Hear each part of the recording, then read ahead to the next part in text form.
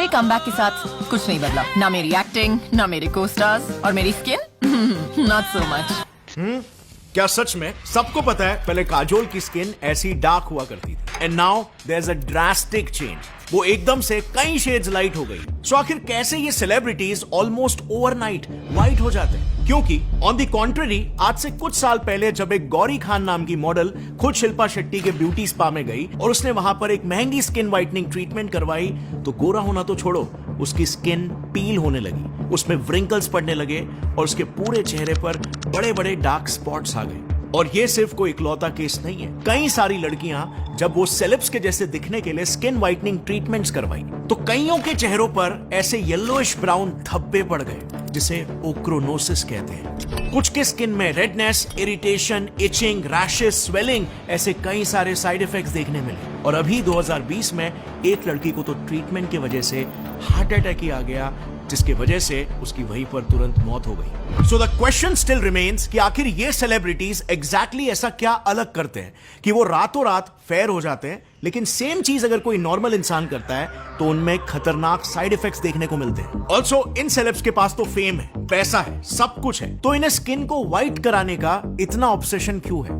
Plus आपको भी ये पता है हम सभी होमोसेपियंस ओरिजिनली अफ्रीका में इवॉल्व हुए थे, वहीं से माइग्रेट करके हम पूरे पृथ्वी भर में फैले। तो आज अलग अलग देशों के लोग एक दूसरे से इतना अलग क्यों दिखते हैं? और इंडिया की अगर मैं बात करूं तो इंडिया में तो हम इंडियंस ही है ना, जो कि एक ही देश में रहते हैं, तो हम में भी कुछ एकदम फेयर स्किन वाले तो कुछ एकदम डार्क स्किन वाले, इतना बड़ा वेरिएशन कैसे? आई नो आप बोलोगे साउथ इंडियंस इक्वेटर के पास रहते हैं इसीलिए वो डार्क है और नॉर्थ इंडियंस उससे दूर रहते हैं इसीलिए फेयर है, लेकिन फिर अगर साउथ इंडियंस अपने 3-4 जनरेशंस नॉर्थ इंडिया या यूरोप में बिताएंगे तो क्या वो भी फेयर हो जाएंगे? बिसाइड्स देश की बात तो छोड़ो, एक स्टेट के अंदर ही हम देख सकते हैं कि हमारे कुछ दोस्त धूप में बहुत जल्दी टैन हो जाते हैं मगर कुछ दोस्त बिल्कुल भी धूप में टैन नहीं होते। सो ऐसा क्यों होता है? वेल, इन्हीं सभी सवालों के जवाब जानने के लिए we have to understand the basics of skin colour, कि कोई इंसान आखिर डार्क या फेयर होता ही क्यों है ऑन द फर्स्ट प्लेस।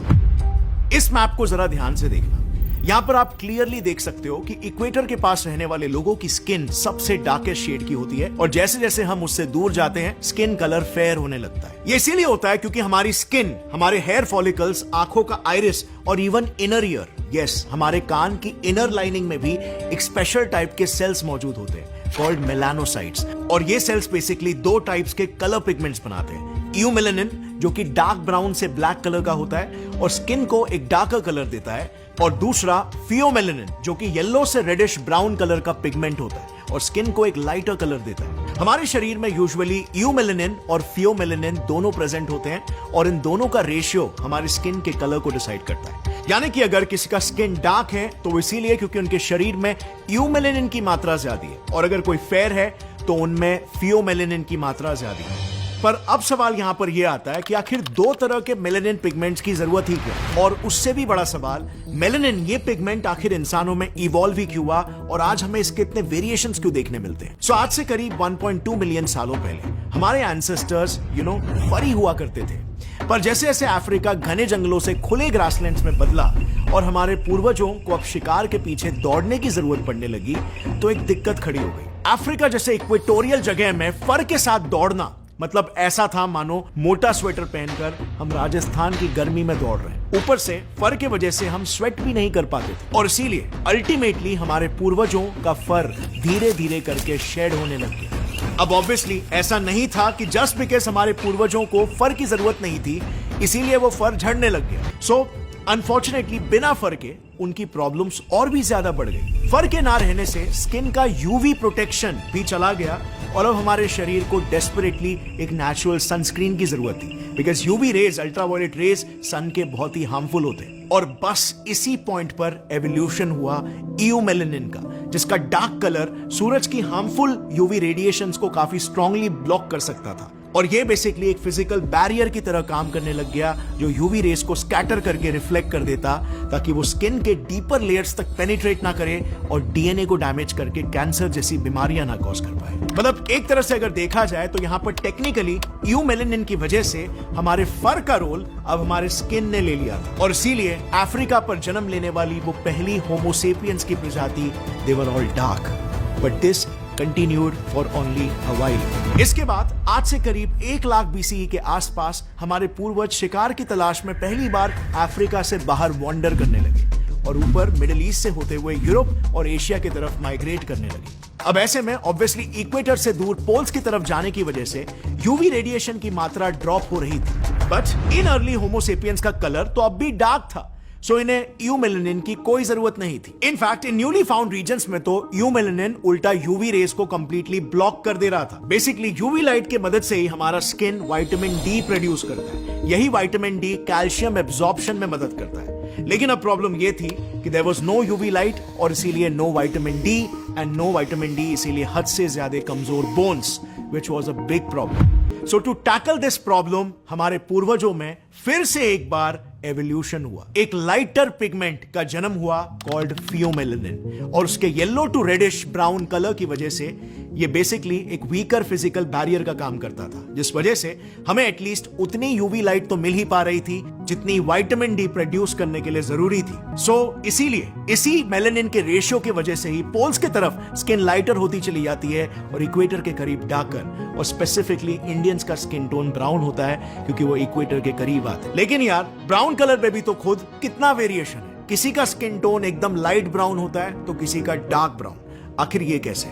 इसके लिए देखो किसी भी स्किन पर यूवी रेडिएशन का क्या असर होता है उसे ध्यान में रखते हुए एक अमेरिकन डर्मेटोलॉजिस्ट थॉमस फिट्जपैट्रिक ने एक स्केल डेवलप किया, द फिट्जपैट्रिक स्केल। इस स्केल के हिसाब से स्किन के 6 टाइप्स होते हैं। टाइप 1 स्किन, ये वही स्किन है जिसे हम बिल्कुल पेल व्हाइट कहते हैं, एकदम फेयर, जो कभी भी टैन नहीं होती, सिर्फ बर्न होती है, जो यूजुअली नॉर्दर्न यूरोप, स्कैंडिनेविया और ब्रिटिश आइल्स में पाया जाता है। Type 2 skin, still white but darker then type 1, जो हल्का सा टैन होता है बट जनरली बर्न हो जाता है धूप में। ये skin type central Europe, northern America और मंगोलियन प्लेन्स में देखा जाता है। टाइप 3 स्किन, गोल्डन हनी या येलोइश ह्यू वाली स्किन, जो यूनिफॉर्मली टैन होती है और कभी कभी ही बर्न होती है। ये कलर यूजुअली सदर्न यूरोपियंस और ईस्ट एशियंस में देखने को मिलता है। टाइप 4 स्किन, मॉडरेट ब्राउन या ऑलिव स्किन, जो धीरे धीरे टैन होता है और रेयरली बर्न होता है। ये skin type generally Mediterranean regions, parts of Asia और लैटिन अमेरिका में देखने को मिलता है। टाइप 5 स्किन, ब्राउन स्किन, जो तुरंत टैन हो जाती है और कभी बर्न नहीं होती। ये skin colour mostly central Africa, mid और साउथ इंडिया और मिडिल ईस्ट के कुछ पार्ट्स में पाया जाता है। Type 6 skin, darkest brown to black skin colour, जो स्किन टाइप भी हमेशा टैन होती है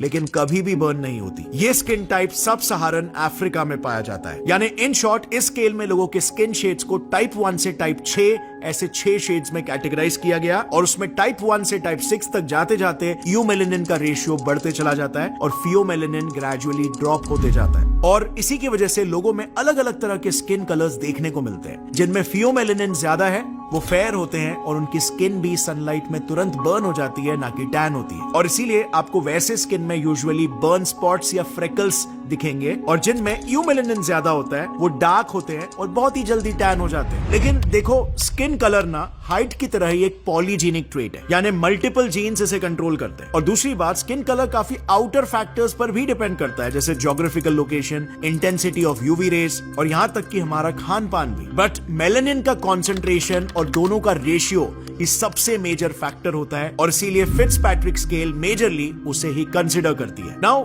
if that is the case, तो अगर हम 24/7 एक अंधेरे रूम में एसी लगाकर रहे या फिर हम यूरोप शिफ्ट हो जाए, तो क्या हमारी स्किन भी उनकी तरह ही व्हाइट हो जाएगी? वेल, बिल्कुल नहीं, क्योंकि व्हाइट्स मोस्टली कॉकेशियन रेस को बिलोंग करते हैं, जिस वजह से ये पहले ही जेनेटिकली प्री डिटरमाइंड होता है कि उनका स्किन कलर व्हाइट ही होगा, क्योंकि उनके कॉकेशियन एंसेस्टर्स का स्किन कलर लाइट था। बट इंडियंस के केस में इंडियंस एक एडमिक्सचर है कॉकेशियंस और ऑस्ट्रेलोजॉइड्स के, जो कि ओरिजिनली इंडियन सब कॉन्टिनेंट में रहा करते थे और उनका कलर हिस्टोरिकली डार्क हुआ करता था। सो इस वजह से एक इंडियन स्किन यूरोप में जाके डी टैन हो सकती है, मे बी 1-2 शेड फेयर भी हो सकती है, लेकिन वो कॉकेशियंस जैसी व्हाइट नहीं हो सकती। मेलेनिन का कॉन्सेंट्रेशन और रेशियो जेनेटिकली ही प्री डिटरमाइंड होता है, और इंडियंस में अगर आप देखोगे तो स्लाइटली येलोइश से लेकर डार्क ब्राउन तक के स्किन कलर्स आपको मिल जाएंगे, क्योंकि यही स्किन कलर्स इंडिया के एनवायरनमेंट के हिसाब से अडेप्ट हुए हैं। और हाँ, ये नॉर्थ वर्सेस साउथ इंडिया का एक अलग ही डिबेट है, क्योंकि उनमें कलर के अलावा और भी कई डिफरेंसेस है, स्पेशली रेशियल डिफरेंसेस, क्योंकि इंडिया के अलग अलग रीजन्स में अलग अलग रेसेस का इंटरमिक्सिंग हुआ था because of India's invasion history and colonial past. और इसीलिए नॉर्थ इंडिया में भी कई डार्क लोग हैं और कई सारे लोग साउथ इंडिया में भी आपको फेयर स्किन के मिल जाएंगे। सो अब आता है मेन सवाल,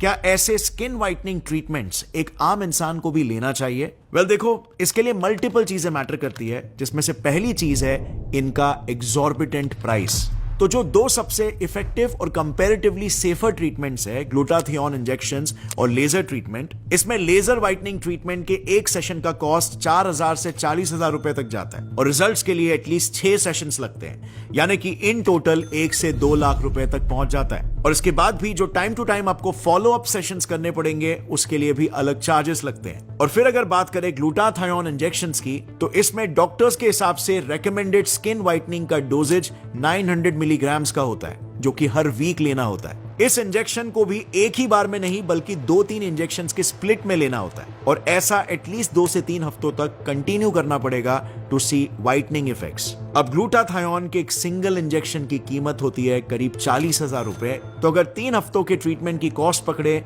तो कॉस्ट सीधा 3,60,000 तक शूट कर जाता है।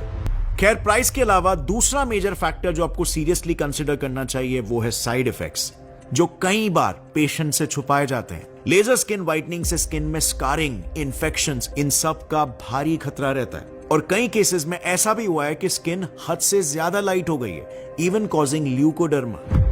ग्लूटाथियोन के इंट्रावेनस इंजेक्शंस को स्किन व्हाइटनिंग पर्पसेस के लिए यूज करने से FDA ने तक मना कर रखा है, FDA बैन कर चुका है, क्योंकि उससे rashes, Stevens Johnson syndrome, toxic epidermal necrolysis, ऐसे कई खतरनाक साइड इफेक्ट्स देखने को मिले हैं। देन रही बात हाइड्रोक्विनोन की, जो कि स्किन ब्लीचेस में और ग्लूटाथियोन इंजेक्शंस में भी यूज किया जाता है, तो इस केमिकल के लॉन्ग टर्म यूसेज से ओक्रोनोसिस हो सकता है, जो कि कॉस्मेटिकली काफी डिसफिगरिंग होता है। लेकिन the main problem is hydroquinone, जैसे मैंने कहा, मेलानोसाइट्स के लिए साइटोटॉक्सिक होता है, सो ये केमिकल एक पोटेंशियल कार्सिनोजन है, जो अगेन FDA द्वारा बैंड है, यानी इसके यूसेज से भी वर्स्ट केसेस में कैंसर भी हो सकता है। फिर अगर बात करें मर्क्यूरी सॉल्ट्स और कोजिक एसिड की, तो यार मर्क्यूरी सॉल्ट ये ऑलमोस्ट बॉर्डर लाइन पॉइजन है, लेकिन आई थिंक ये मुझे बताने की भी जरूरत नहीं है कि मर्क्यूरी लिटरली पॉइजन है, एक टॉक्सिक हैवी मेटल है जिसका 0.0001 mg डोज भी मर्क्यूरी पॉइजनिंग और मिनामाटा डिजीज जैसे घातक इफेक्ट्स दिखाने के लिए काफी होता है। और फाइनली बात रही कोजिक एसिड की, तो इसके साइड इफेक्ट्स इतने सीरियस नहीं है,